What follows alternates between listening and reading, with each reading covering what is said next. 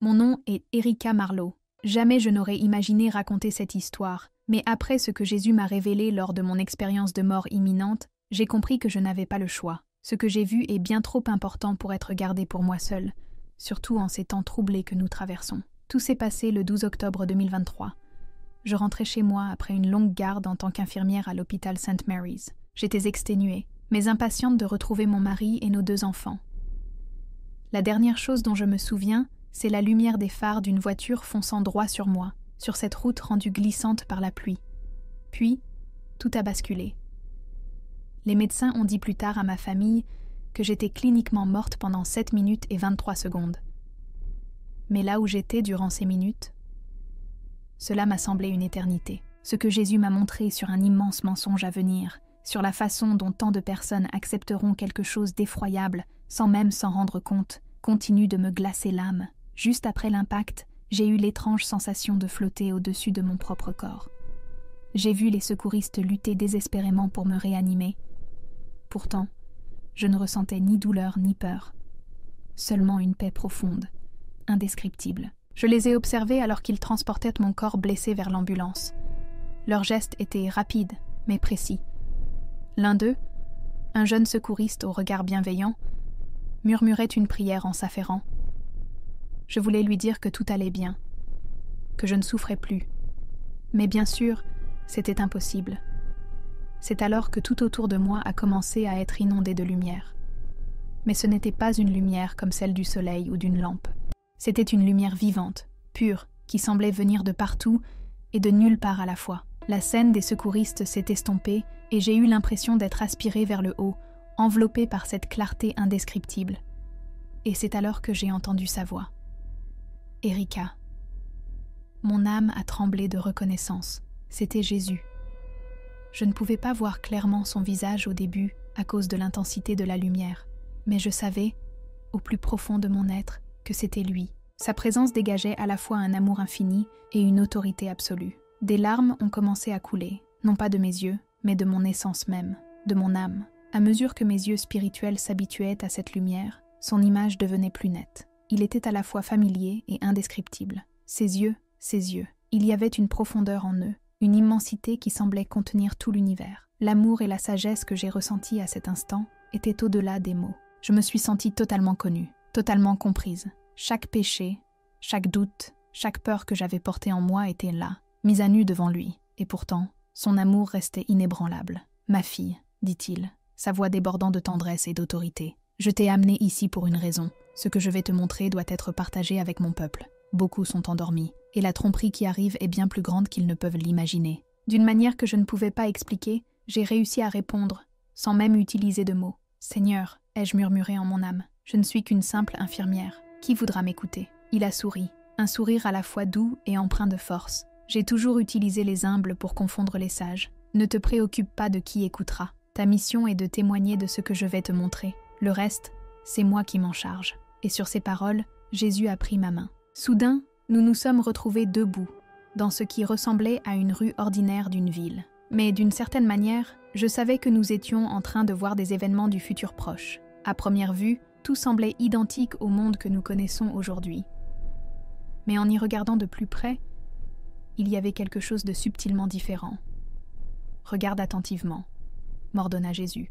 « Vois comment l'ennemi trompera même les élus, si c'était possible. » La scène devant nous était pleine de mouvements. Des gens allaient et venaient, plongés dans leur routine quotidienne, mais quelque chose semblait différent. Tous interagissaient avec la technologie d'une manière bien plus intégrée que tout ce que j'avais jamais vu. J'observais une femme entrer dans un café. Elle ne sortit ni téléphone, ni carte bancaire pour payer. Elle se contenta de passer la main au-dessus d'un capteur, et la transaction fut instantanément validée. Un faible éclat lumineux sous sa peau brilla un instant. « Seigneur », demandai-je, « est-ce la marque de la bête ?»« Non », répondit Jésus, « ceci n'est que le prélude. Regarde bien ce qui va suivre. » L'illusion se déroulait sous mes yeux. La scène changea, et je vis des images de la manière dont cette technologie avait été progressivement introduite à travers le monde. Au départ, cela paraissait inoffensif. De petits implants électroniques remplacèrent les cartes bancaires, les clés de maison et les dossiers médicaux. Tout le monde les adoptait, y compris les chrétiens, qui ne les voyaient que comme des outils pratiques facilitant la vie moderne. J'observais avec stupeur des assemblées entières adopter ces dispositifs sans poser de questions. Ils les utilisaient pour accéder aux Bibles numériques, faire des dons et même s'enregistrer pour des événements religieux. Personne n'y voyait de mal, car cela n'impliquait ni adoration, ni allégeance à quoi que ce soit ou à quiconque. Ce n'était que de la technologie. Du moins, c'est ce que tous pensaient. « Regarde bien », dit Jésus, d'une voix emplie de gravité. « Vois comment l'ennemi présente les choses d'une manière qui paraît anodine, voire utile. Satan sait qu'un changement brutal éveillerait mes enfants. Il préfère avancer lentement, subtilement, comme un serpent qui s'enroule autour de sa proie. » Pendant qu'il parlait, la scène continuait à se dérouler. La technologie devenait de plus en plus avancée, de plus en plus omniprésente. Bientôt, ces dispositifs commencèrent à surveiller la santé des individus, prédire des maladies avant leur apparition et même réguler leur sommeil et leurs émotions grâce à des ajustements biochimiques subtils. « Ma fille, » Jésus murmura en voyant mon émerveillement devant ces progrès, « souviens-toi que tout ce qui brille n'est pas de l'or. » L'ennemi sait parfaitement comment envelopper ces tromperies dans un écrin séduisant. Je vis des parents implanter ces dispositifs avec enthousiasme dans le corps de leurs enfants. « C'est pour leur sécurité, » disait-il. « Nous pourrons savoir où ils sont, surveiller leur santé et garantir qu'ils soient en sécurité à l'école. » La technologie était particulièrement ciblée vers les enfants, promue comme une solution idéale pour les protéger dans un monde de plus en plus dangereux. L'idée semblait si convaincante, si logique, que presque personne ne prenait le temps de se demander ce que cela signifiait réellement. « Seigneur, dis-je, ma voix tremblante, chargée de doutes et de questions, je pouvais comprendre pourquoi tout cela semblait si utile. Comment pouvons-nous mettre en garde les gens contre quelque chose qui semble apporter tant de bienfaits ? Demandai-je. Jésus posa sur moi un regard rempli d'une tristesse infinie. « C'est précisément pour cela que la tromperie est si puissante, » répondit-il. « L'ennemi sait que mon peuple rejetterait une menace évidente. Alors, il se déguise en ange de lumière, offrant des solutions aux problèmes et promettant d'améliorer la vie. » Je vis comment cette technologie commençait à influencer subtilement le comportement des gens. Ceux qui portaient ces implants devenaient de plus en plus dépendants.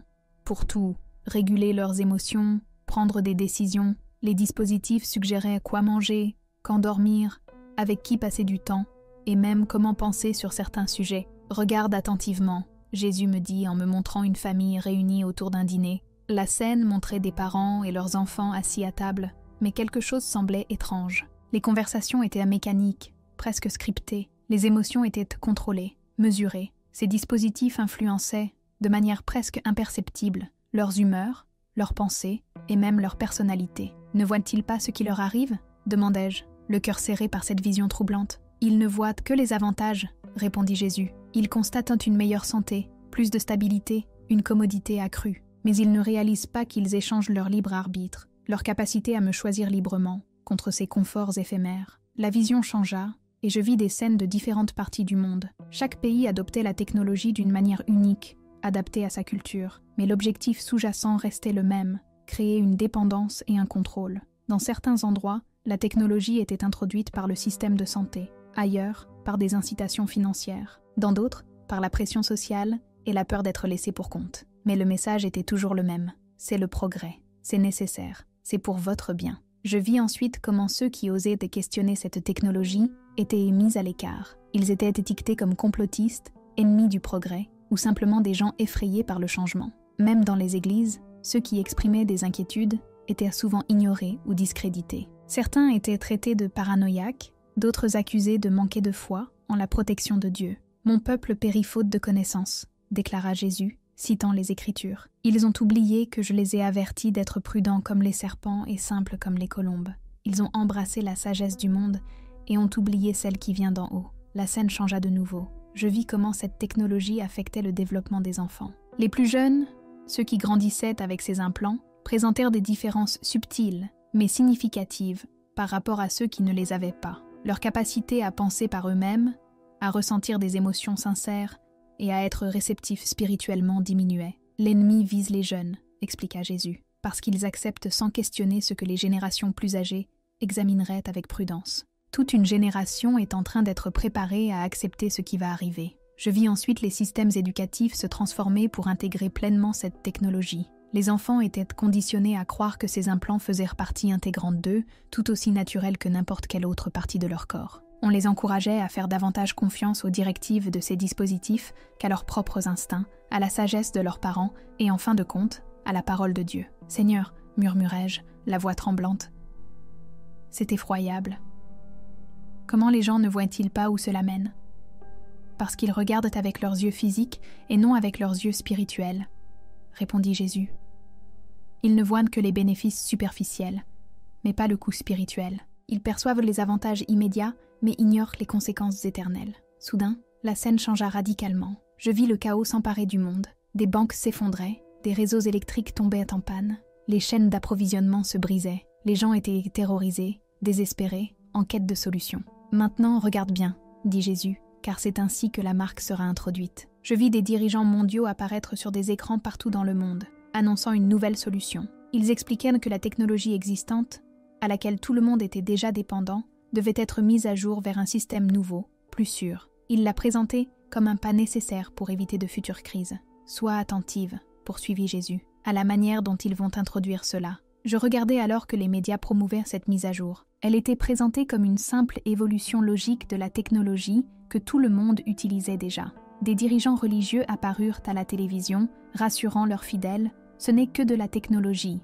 rien de plus. Ce n'est pas la marque de la bête. Ils insistèrent sur le fait qu'aucun culte ni serment de fidélité n'était exigé. Alors, Jésus parla à nouveau. Maintenant, je vais te montrer ce qu'ils ne peuvent pas voir. Soudain, je vis simultanément le monde spirituel et le monde physique. Ce que j'aperçus me glaça d'horreur. Lorsqu'une personne recevait la mise à jour, une obscurité subtile pénétrait son esprit. Ce n'était pas immédiatement visible. Elle pouvait encore prier, aller à l'église, lire la Bible. Mais quelque chose avait changé. La marque, expliqua Jésus, ne sera pas imposée par la force au début. Elle sera acceptée volontairement, avec enthousiasme même. L'ennemi sait que la persécution ne fait que renforcer mon peuple. Alors, il usera de tromperie, en faisant croire que cette marque est un progrès naturel et bénéfique pour l'avenir. Je vis les semaines et les mois défiler dans la vision. Ceux qui acceptaient la mise à jour commençaient à changer progressivement. Leurs prières devenaient mécaniques, sans profondeur. Leur adoration devenait une routine, et non plus une relation sincère. Mais le plus troublant, c'était que leur capacité à discerner la vérité spirituelle disparaissait peu à peu. « Seigneur, demandai-je, pourquoi ne réalisent-ils pas ce qui leur arrive ? » « Parce que le changement est progressif, répondit-il. Comme une grenouille plongée dans une eau qui chauffe lentement, ils ne perçoivent pas qu'ils sont en train d'être déconnectés de mon esprit, jusqu'à ce qu'il soit trop tard. Puis, la vision me montra comment cette mise à jour affectait tous les aspects de la société. Dans le domaine de la santé, elle garantissait une surveillance médicale parfaite et des traitements automatisés. Dans la finance, elle offrait une sécurité totale et un accès universel aux ressources.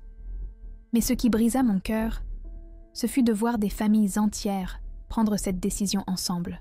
Des parents expliquaient à leurs enfants combien cette mise à jour était essentielle. Elle vous protégera, vous aidera à mieux réussir à l'école et vous assurera un avenir dans le nouveau système mondial. Ils étaient convaincus de faire ce qu'il y avait de mieux pour eux. Regarde attentivement, Jésus dit alors. Vois comment ils utiliseront la peur pour forcer ceux qui hésitent. Je vis les journaux télévisés diffuser des reportages alarmants. Des enfants interdits d'école, des personnes licenciées de leur emploi, des familles incapables d'acheter de la nourriture ou des médicaments. La pression devint insoutenable. Même dans les églises, des divisions apparurent. Beaucoup de pasteurs encouragèrent l'acceptation de cette mise à jour, affirmant que c'était nécessaire pour que l'Église reste pertinente dans la société. Alors, Jésus me regarda avec une immense tristesse et dit « Ma fille, vois-tu comment l'ennemi utilise les bonnes intentions pour éloigner les gens de moi ? Ils pensent faire des choix sages, être de bons citoyens, de bons parents, mais en réalité, ils choisissent de s'éloigner de moi. » La vision changea de nouveau, et Jésus me montra la véritable nature de cette technologie.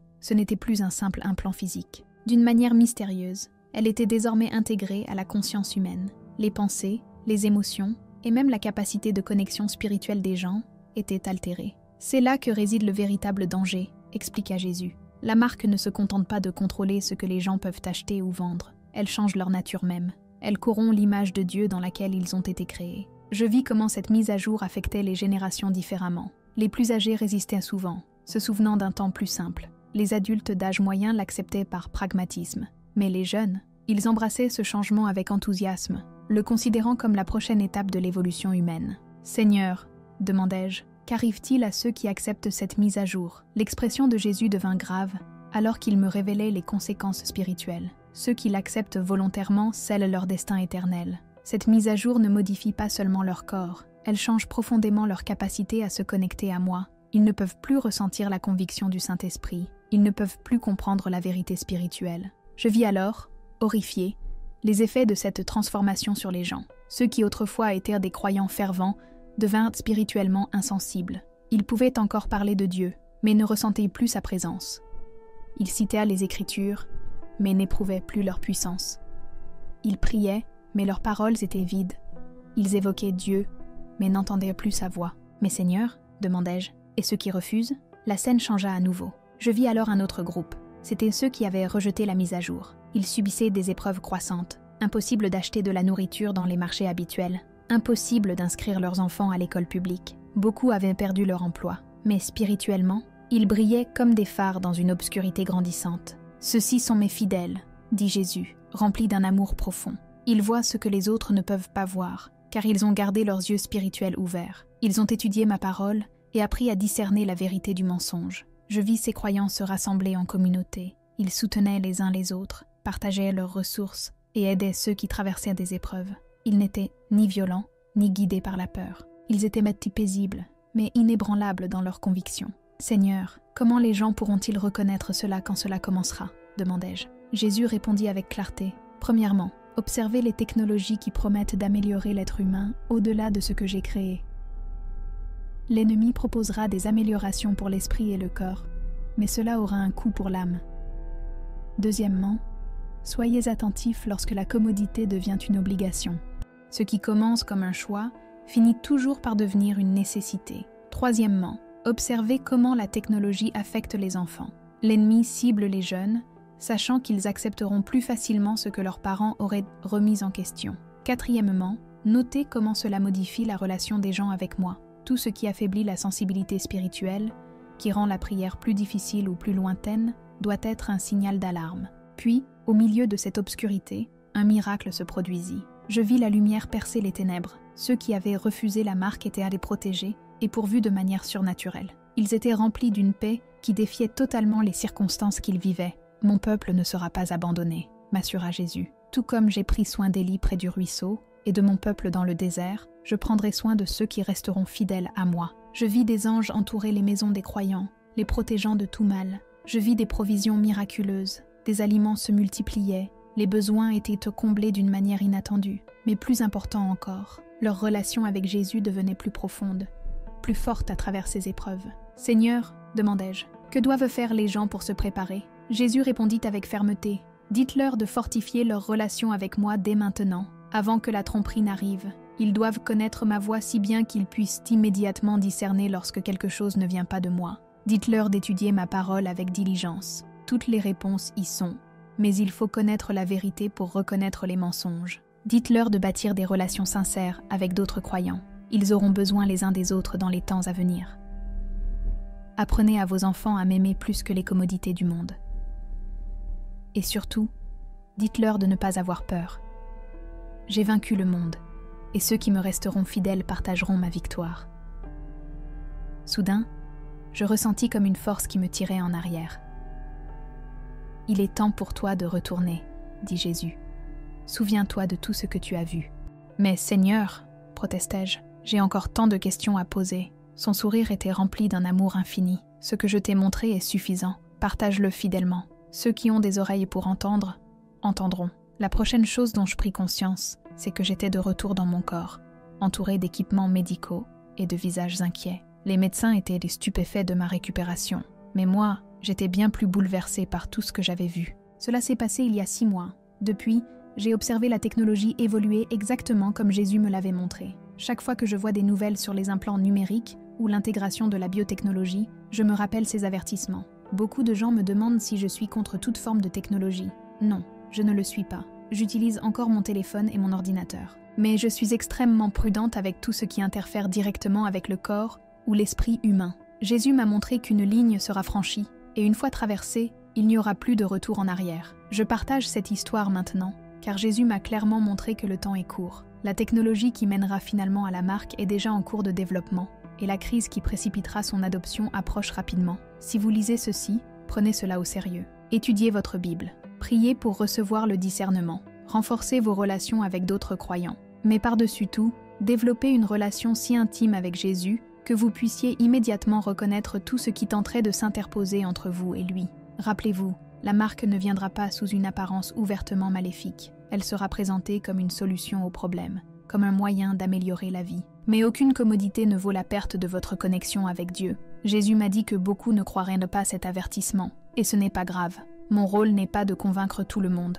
C'est simplement de partager ce qui m'a été montré. Ceux qui cherchent la vérité la reconnaîtront. Si vous lisez ceci et que vous ressentez de la peur, je vous en prie, ne craignez rien. Jésus m'a montré que sa protection et sa provision pour les fidèles seront plus que suffisantes. Concentrez-vous sur votre relation avec lui, tant qu'il en est encore temps. Et souvenez-vous de ces paroles. J'ai vaincu le monde. La tromperie sera grande, mais notre Dieu est encore plus grand. Restez près de lui, et vous ne serez pas trompés. Ceci est mon témoignage. Que Dieu vous accorde des yeux pour voir et des oreilles pour entendre ce que l'Esprit dit aux églises en ces derniers jours.